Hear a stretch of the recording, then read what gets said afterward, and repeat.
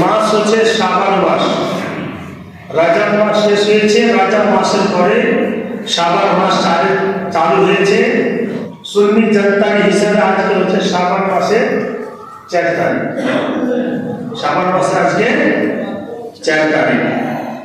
আর শাবান মাসের 15 তারিখে এটা হলো শবে বারাতের রাত। महत्वपूर्ण रात, गुरुत्वपूर्ण रात, যে রাত্রিকে আল্লাহ রাসূল সাল্লাল্লাহু আলাইহি ওয়াসাল্লাম বলেছেন তো ওয়াল্লাইলি তাহাজ্জুদ, তোমরা রাতে কি করো? তাহাজ্জুদ পড়ে নফল ইবাদত করে এই রাত্রিকে তোমরা সুসজ্জিত করো, যাতে তোমার আল্লাহ তাবারক ওয়া তাআলা গুনাহ খাতা সমস্ত জিনিসকে আল্লাহ তোমার মাফ করে দেয়, ক্ষমা করে দেয়। আল্লাহ রাসূল হাদিস শরীফের মধ্যে বললেন শাবান ও শাহরি রমজান ও শাহরুল্লাহ।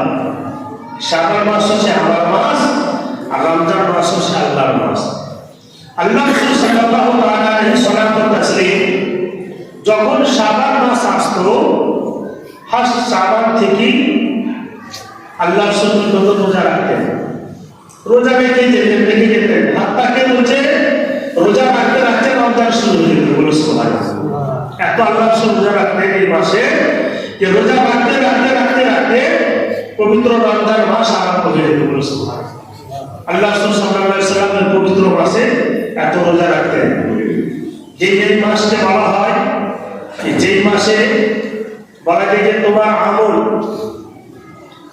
মহান আল্লাহ রাব্বুল ইজ্জতের দরবারে পেশ করা হবে, তো সেই দিন যে আমি রোজার অবস্থাতে থাকি, সেই দিন যে আমি পবিত্র অবস্থাতে থাকি, সেই দিন আমি আল্লাহ তাবারক ওয়া তাআলার ইবাদত বান্দেগি গুজারতে আমি বান্দা হতে পারি, এটা আল্লাহ তাবারক ওয়া তাআলার